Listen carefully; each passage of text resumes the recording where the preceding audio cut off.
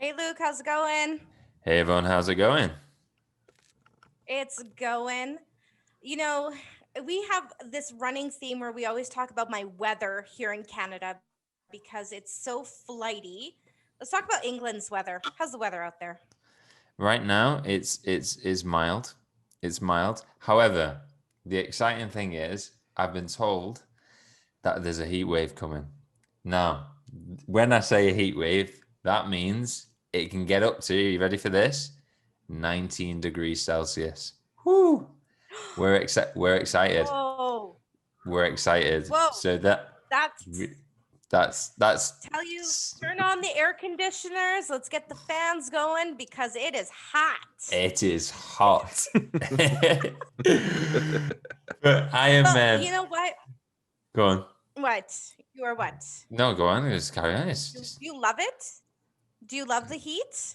I love the heat, yeah. Oh. But then it rains all the time. So you get But one then day it of rains all the heat and time, then so it that's why I don't. Anyway, I know. Well, you know what? We have a guest, Dave Ebert, and right now he's in Florida. So it is hot down there. Like, we're not talking like your little English heat wave. We're talking like it is hot and humid down in Florida. Yep. I am actually going to do a quick Google search and see what temperature it actually is here, because it's in the 90s Fahrenheit, but I don't know Celsius. the calculation. Yeah, I mean, I don't understand why you guys keep using that archaic Celsius. You need to go to Fahrenheit. Well, Anyway, that I could can't find call a it quick enough. podcast right on its own right there. Celsius I'm versus gonna do it Fahrenheit. as you introduce him, Yvonne. Okay, so our special guest today, we have Dave Ebert. He is a improv comedian. He shares his story through laughter. He We met on a podcasting Facebook group that we had an opportunity to connect with. And as somebody who loves to be joy filled, was like, I need to talk to this guy. I love comedy. I love your story that you shared a little bit from depression to joy. And so I'm so excited to have you here today. Welcome to On the Road to Damascus. I'm glad to be here. I really love the title because the road to Damascus is such a powerful story of darkness to light that I think it's a beautiful title for a podcast. Thank you very much. Awesome. Well, So thank you very much for that. so Dave, then let's talk about that Damascus experience then for you, because obviously we know a little bit about depression to improv. Um, what was that? What was that dark moment for you, and how did it all turn into light? Sure. For many years, I battled deep depression. It started in high school. A series of things between some poor choices on my part, some really idealized ideas of what I should be doing and what I should have as far as like girls and success in sports. So my goals were out of whack. My relationship with my dad was very strained. He was a Vietnam War veteran, and you guys may not be familiar with the Agent Orange chemical that America had used during that war, but it caused a lot of major side effects. It was something I think that they used to kill off a lot of the jungle so that it would be so. Supposedly the idea was to clear the jungle so it'd be easier to combat the locals there during the war, but they'd never Okay. researched the chemical, didn't know or didn't care what the side effects were to the men that they were dropping this chemical on. So it drastically devastated my dad's health. At 30 years old, he was healthy, strong as an ox, working with his hands. And within 10 years, he was on full disability, losing his ability to work, losing his motor skills, losing a lot of his cognitive abilities. And it from 40 until the time he passed, it was just a slow fade. So as a man that spent his entire life working with his hands and figuring things out, that slow fade caused a lot of struggle in him and me as a kid. and neither one of us really having a strong foundation in the Lord, we didn't have a way to to deal with it. So there's a lot of fighting, there's a lot of bickering, there was a lot of differences because I'm more of the creative, obviously I'm in comedy and acting, and he was more the concrete, the tangible, the hands-on, the mechanical stuff. So our different personalities and the dealing with his illness and neither one of us knowing how to do it well, it put a strain on our relationship. It put a strain on his relationship with my mom. And so, and I don't say that because I'm hoping people don't think I'm bashing my dad. We just didn't have the foundation in faith. Yeah. And I think that would have definitely made a huge difference. But because we didn't have that foundation, it was a very rough childhood. He was a good man. He just struggled. And it wasn't like he was abusive or was on alcohol or anything like that to compensate. He was just struggling, and we didn't have a resource to deal with that struggle.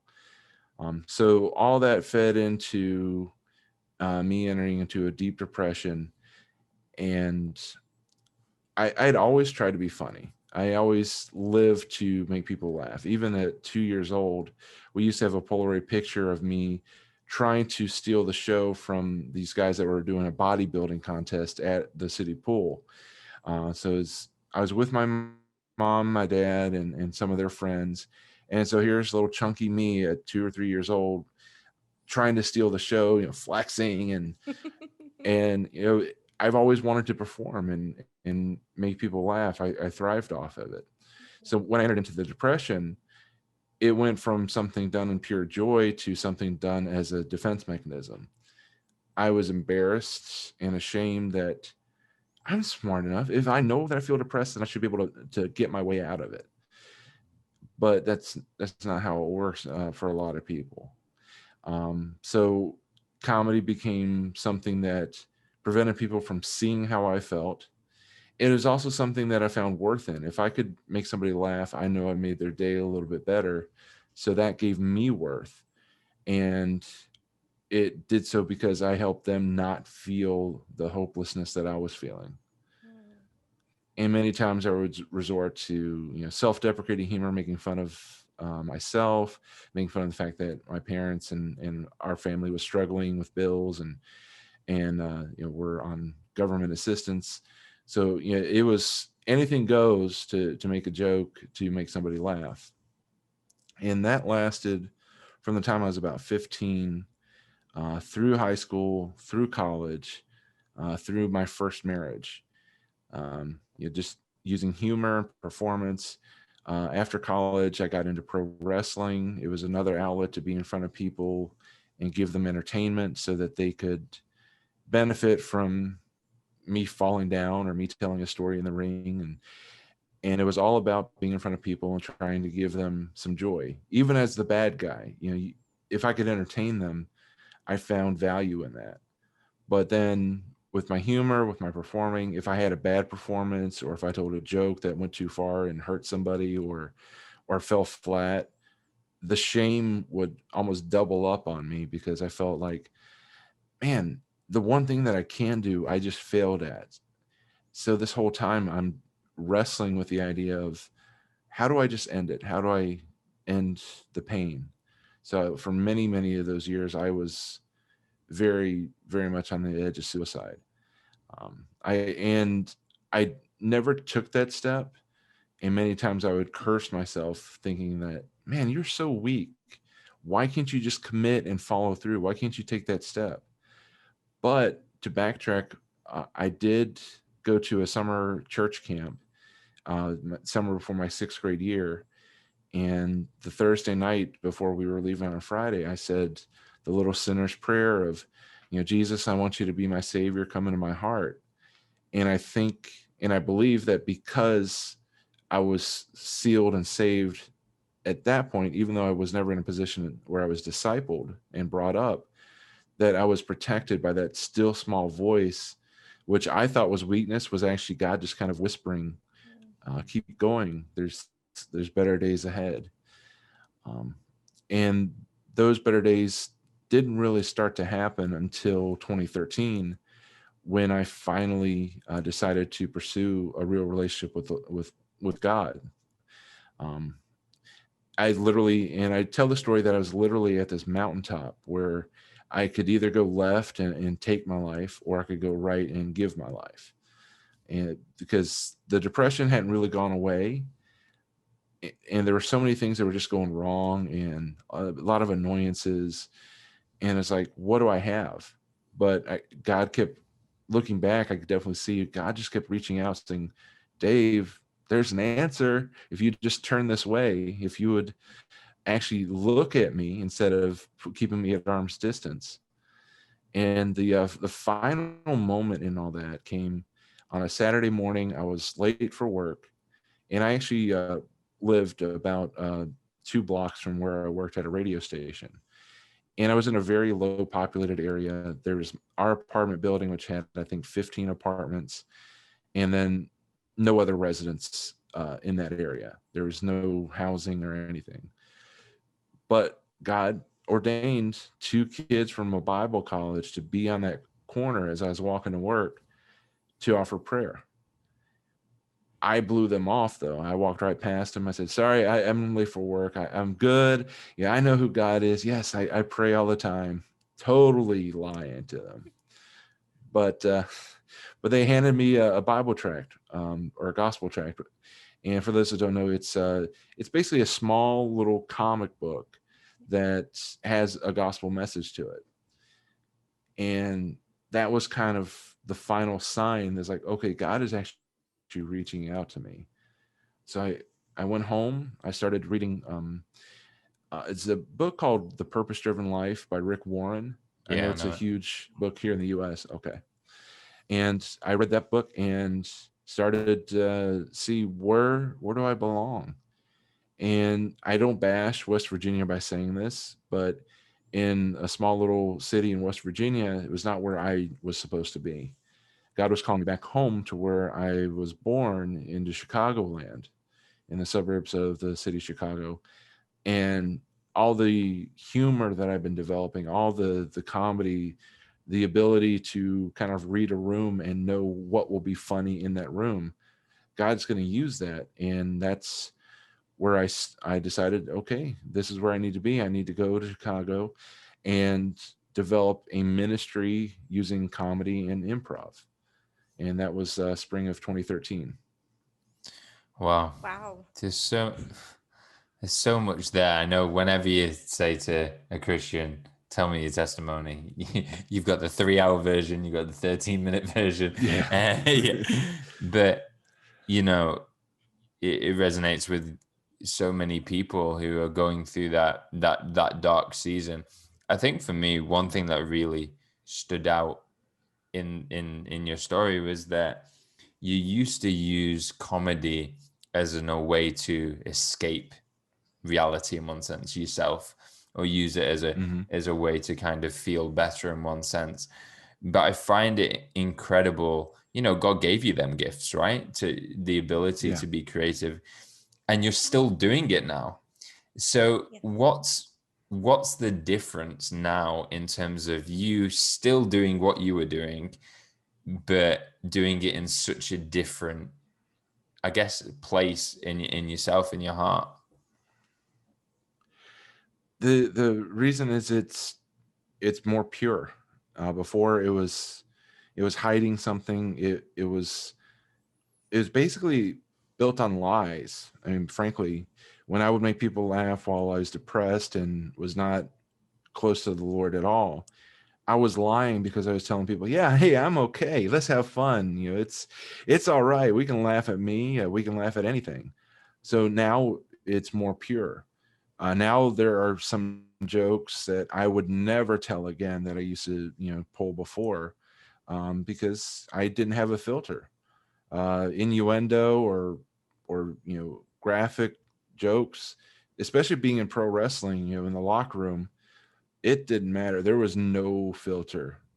And there are jokes that every once in a while my filter will catch. Is like, my brain will like, hey, this was hilarious before, but my filter's like, no, we're embarrassed that we even remember telling that one.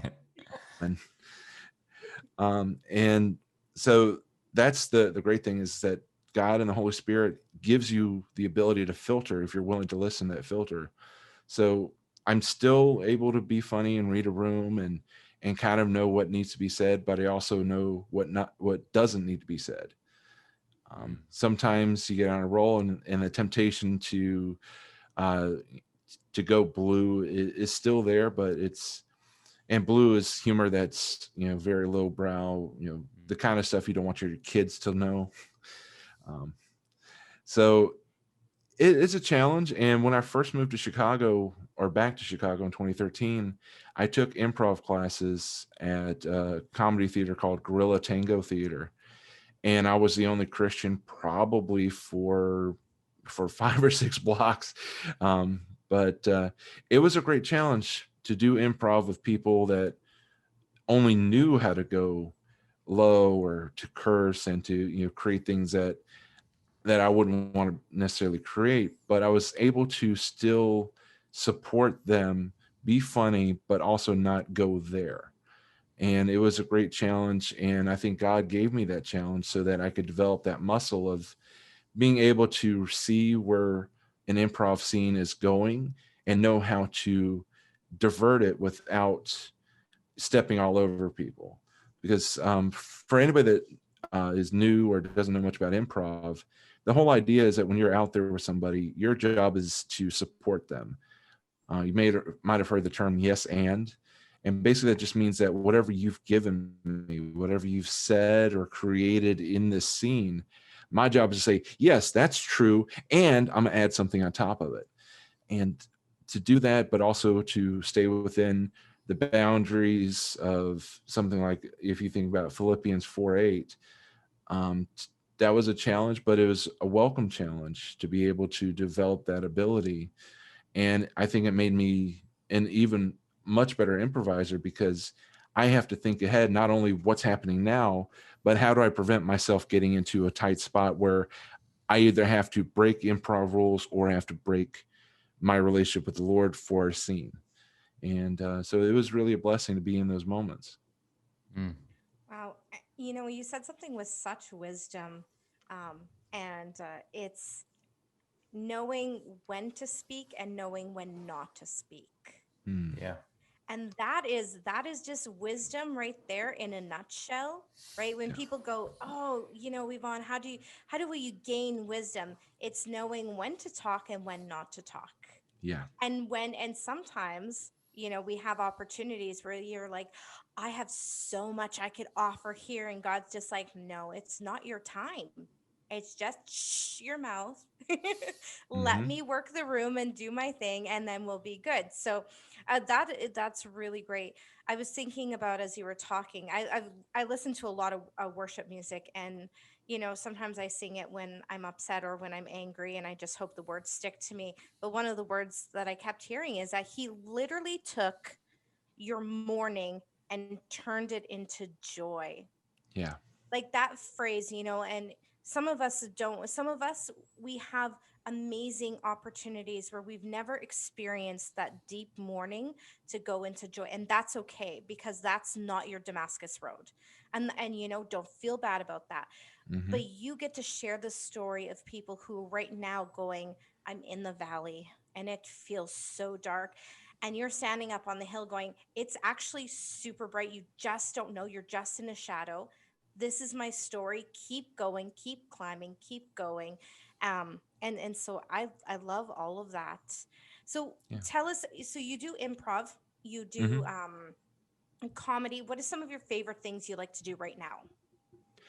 One of the favorite things I like to do or love to do is I actually teach improv as well as perform. And when we were performing a few years back at a fundraiser for this group called Salt and Light Coalition, that night I felt this heavy burden that I should go off script and share my testimony, because it's supposed to be just performance, performance, performance, performance. Because there were dancing groups, there were singing, there was spoken word, and then us doing improv. And I just felt a burden, so I was like, well, I think the Lord wants me to tell somebody that there's hope, that there's probably somebody in the room that may be suicidal that needs to hear it. So briefly after we spent 10, 15 minutes doing silly stuff, making people laugh. I told them why I formed the group and why we do comedy, and told them my story. And I was thinking it was because there's somebody that needed to hear it because they were in a similar place. And that may well could be that I just don't know that part of the story. But when we got off stage, the founder of Salt and Light Coalition came up to me and asked me to teach improv to her ladies. And Salt and Light Coalition, what they do is they work with women who have survived sex trafficking and help them find job skills, kind of help them rebuild their lives so that they can go out and get away from any temptation or any potential of going back to that lifestyle. And so here I am, a man being invited to teach improv comedy to a group of ladies that have been put through literal hell by men. So when I was asked that, I understood immediately the weight of what that responsibility meant. And so I realized, okay, this is at least one of the reasons why God wanted me to share my testimony.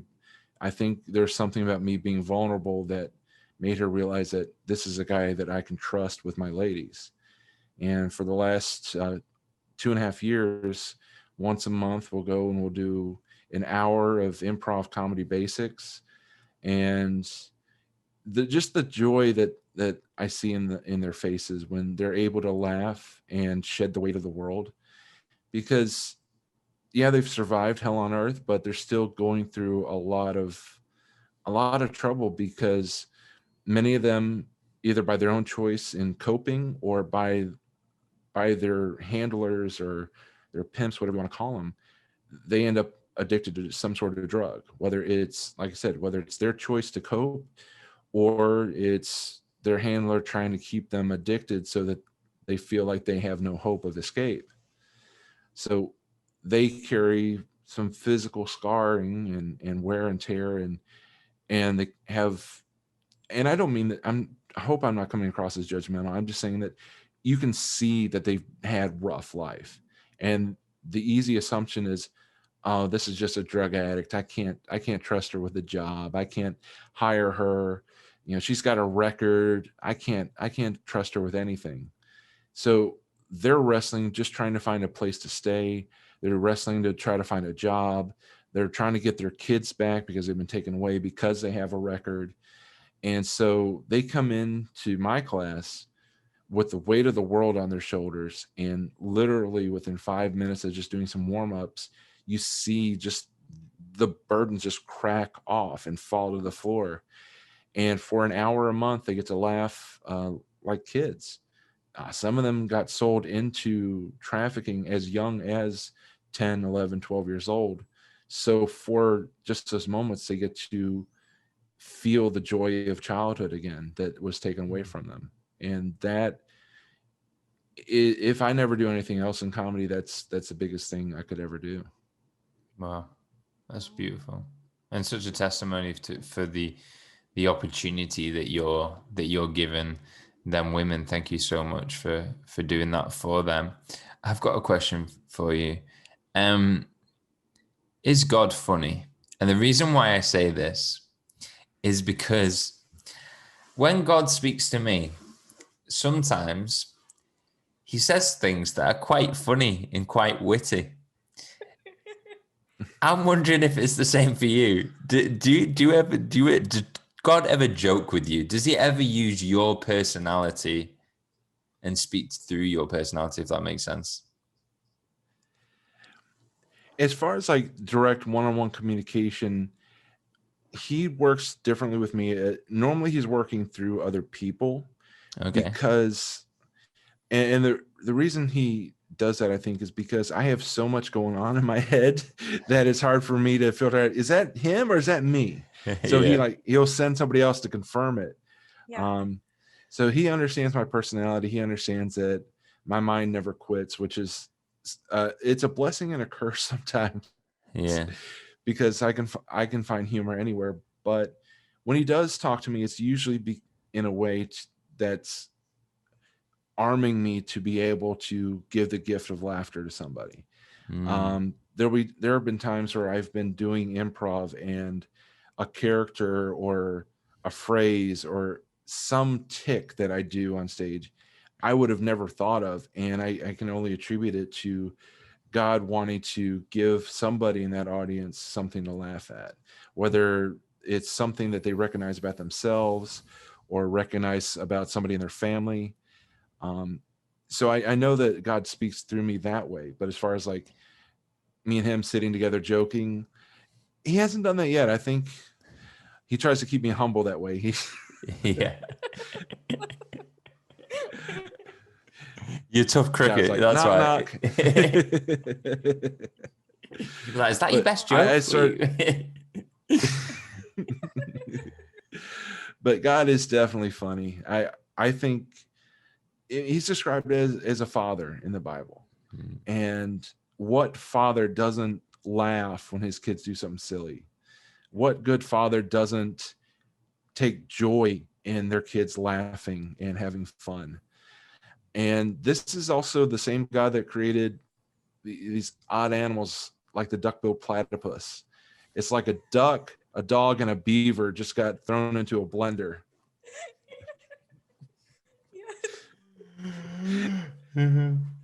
It's like one of those animals, like maybe there's like this really goofy angel that God said, okay, you can build one thing. And then this angel's like, look what I got.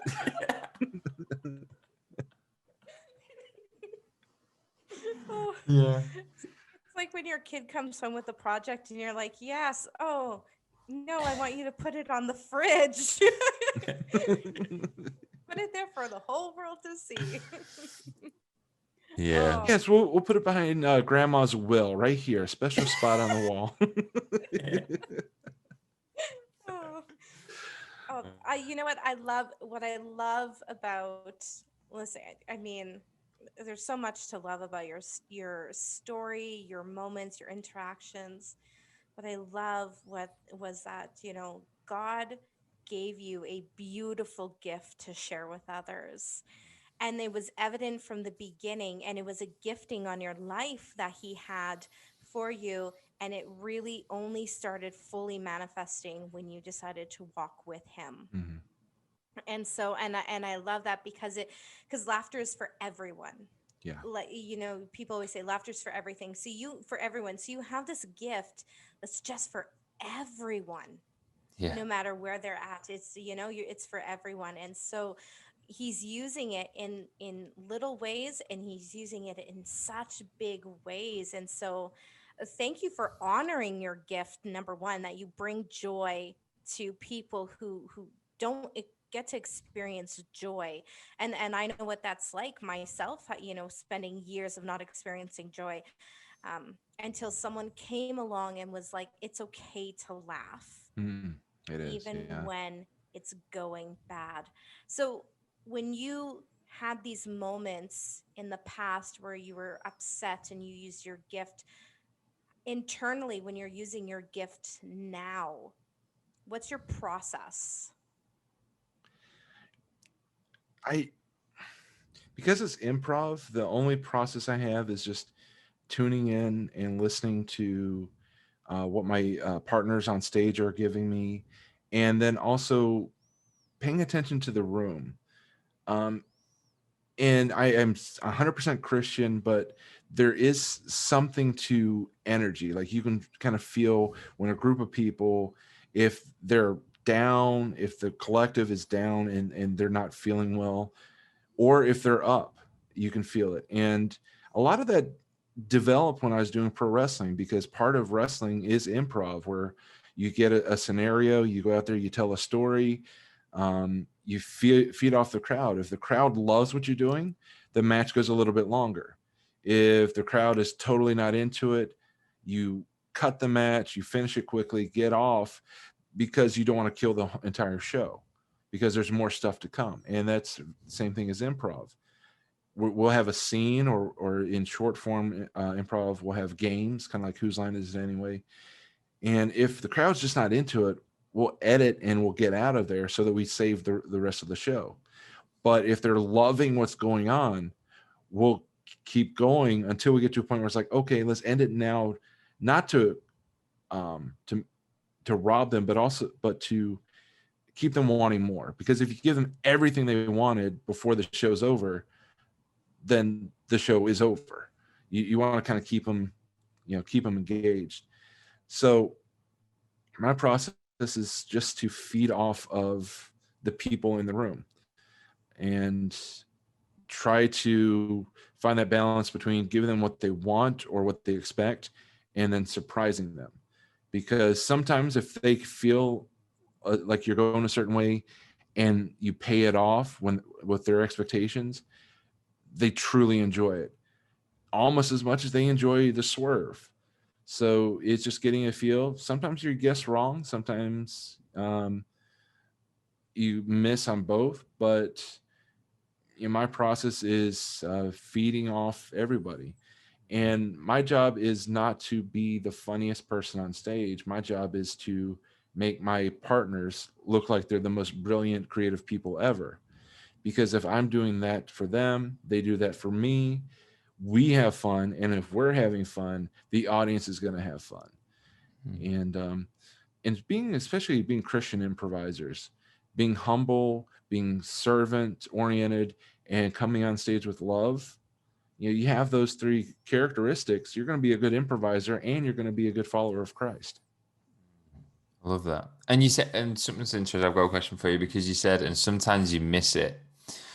Mm-hmm. How have you dealt with, because obviously your season before using comedy was a lot to do with self-worth, right? And I know you mentioned before saying now it's a lot more pure, but how do you now separate, Dave as an individual as to Dave, the improv guy?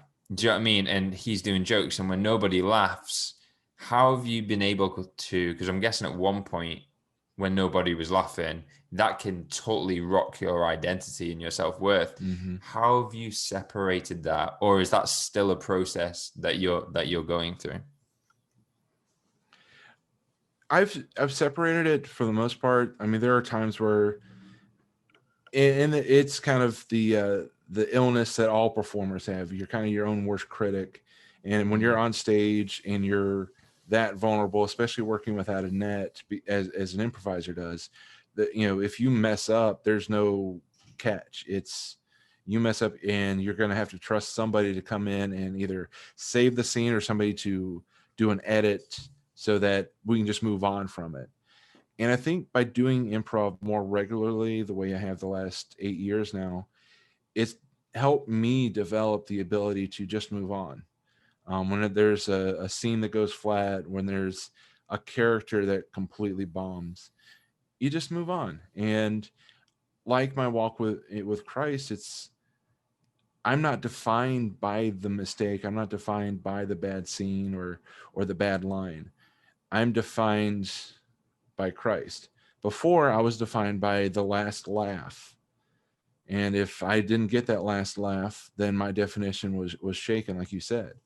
So now it's separated to an extent, but anybody that performs on stage, if they're a musician, if they're a singer, if they're a stand-up comedian, whenever there's a moment where there's an obvious failure or you feel you fail, there's going to be times where you're like, am I on the right path? Am I doing the right thing? And that's just, it goes with the territory, because there's so much vulnerability involved in going up in front of people and trying to entertain. And so it goes with the territory that there's going to still be moments. And that's why you hear a lot of, comedians also battle depression. Like most notably, you think about Robin Williams.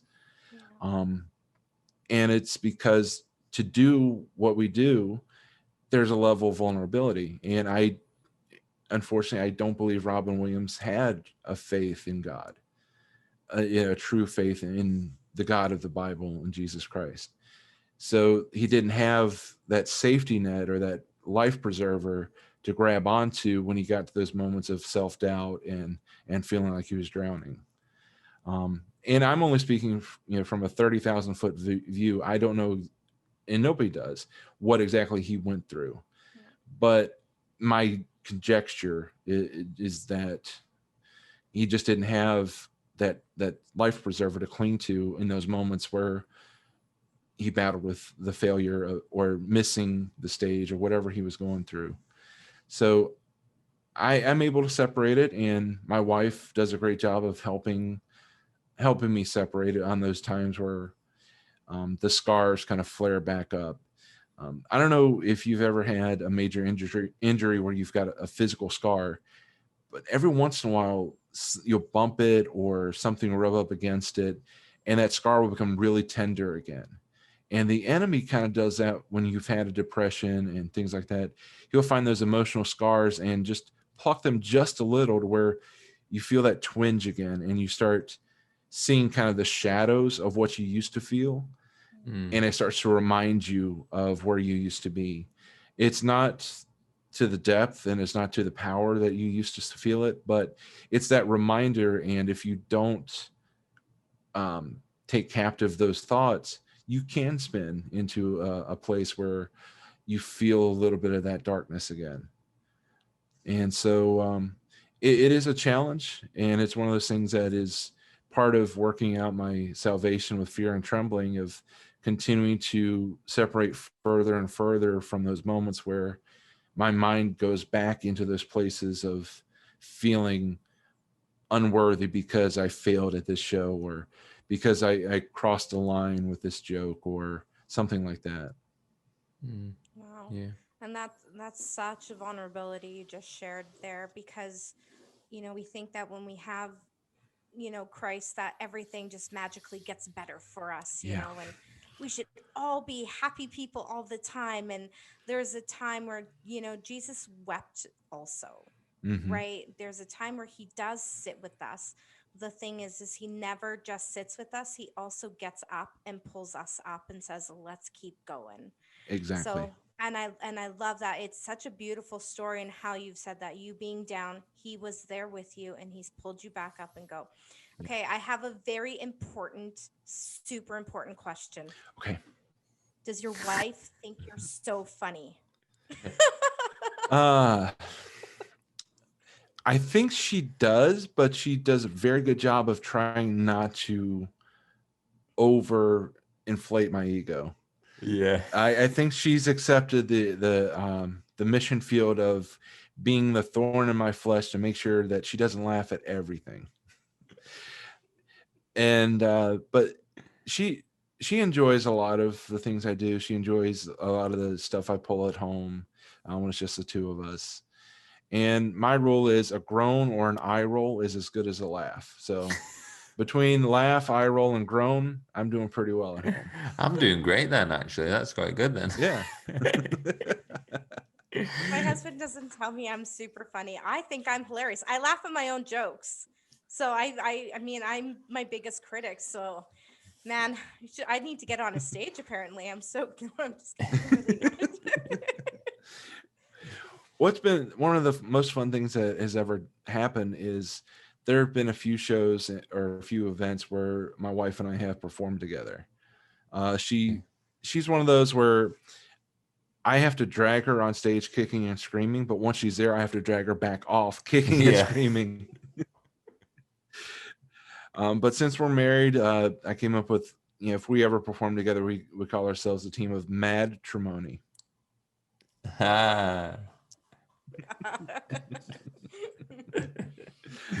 No, that's good. And Dave, it's always fun. Yeah. This has just come to mind. What's your dream?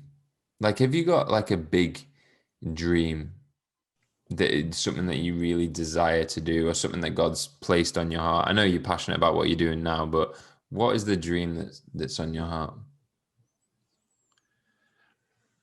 One of the things I would love to do is make a living, or at least being able to provide for my family doing comedy, both teaching and performing, because I know the value of getting a group of people together to laugh. And I've seen how a room of 500 strangers can come in, and within 5 minutes of laughing together, nobody is alone in that room, because they've all laughed together, which means they've all admitted something about themselves. And in doing so, they've all become vulnerable together. So whenever there's a group of people together laughing, they've bonded immediately, whether they understand it or not, and whether that bond lasts beyond the event. But for that moment, they're bonded and they're together and they're not alone. And that's the power of humor. And that's why I would love to use humor as a full-time ministry, to go out, give people an opportunity to laugh. And then once they're in that vulnerable state, not to take advantage of it, but to finally get through the walls that they put up because of life, tell them the gospel, give them a chance to receive the gospel in a way that they probably wouldn't otherwise. So my dream would be to be able to preach the gospel through humor, through teaching humor, through teaching improv as a way to give people the confidence to share their testimony or share the truth of the gospel. So often people reject telling their friends, neighbors, or whoever, because they're always worried, what am I going to say? I don't know what to say. But with improv, it can give them the confidence to say, I know enough of the Bible to speak about it. And I also can trust that like Jesus describes in Luke 12 about when you're before the authorities, don't worry about what you're going to say, because the Holy Spirit will give it to you. And if you get out of your way and just trust in that, then you can tell somebody what they need to hear. And what they need to hear is what God wants to tell them, and not what they need to hear because it's what they want. But just that concept that God will give you the words. And even if you don't say the words perfectly, God can still use your effort to give the gospel. Because I've also done preaching before at church, and in talking to other pastors and myself, there are times where somebody will come up to you after a message and say, when you said such and such, it spoke to me so importantly. And you're like, I didn't say those words, Yeah. but it's God using my effort to still speak to them in a way that they needed to hear something. So if you get out of your own way and are willing to share, then God's going to use that. And God's going to speak through you, even if you muddle the words.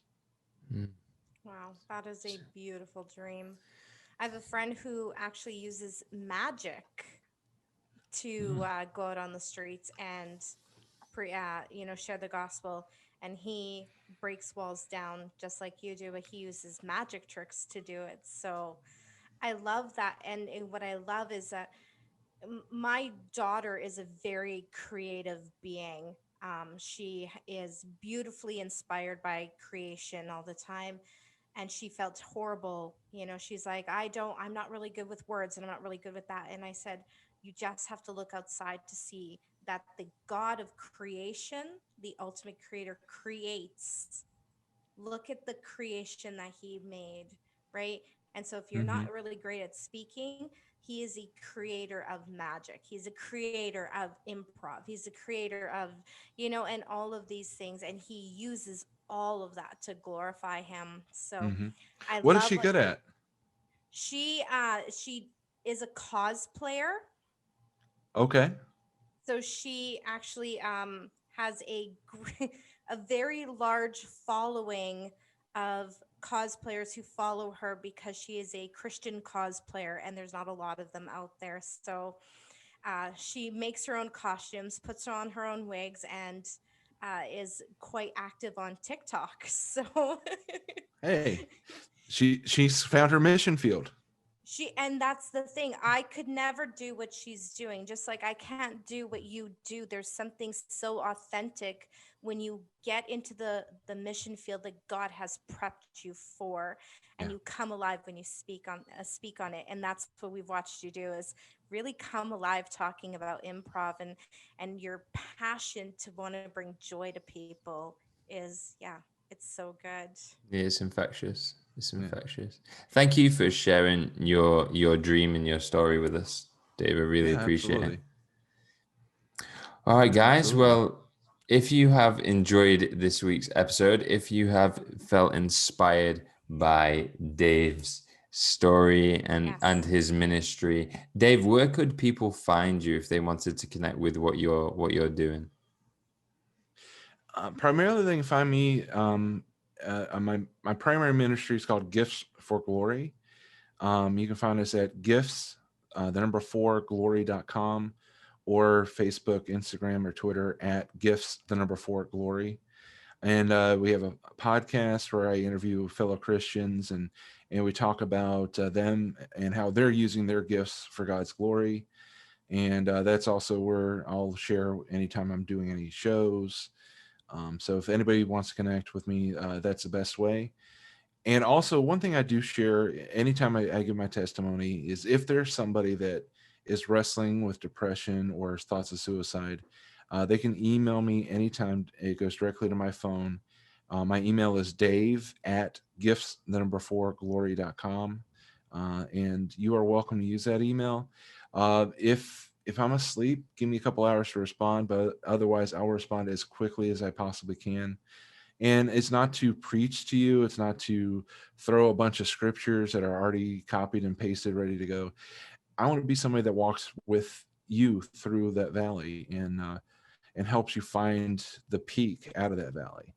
And it's like I said, it's not about preaching to you. It's not about giving you a bunch of idioms or bumper sticker slogans. Mostly, I'm just going to listen. I'm just going to let you do verbal diarrhea into the email, say what you need to say, and then let's walk through this together.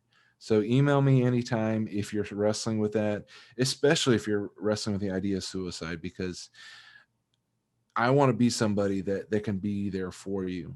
And I know that, especially in my experience, it would have been easier to share it with somebody that didn't know me, because when you have somebody that knows you, it's like you got to deal with what are they going to think. But if I find a trusted person that doesn't know me, there's no basis that they've already thought of me, so I can kind of tell them the truth and not worry about what they think. So I want to be that person. If you need it, my email will always be there, dave@giftsforglory.com. Thank you so much.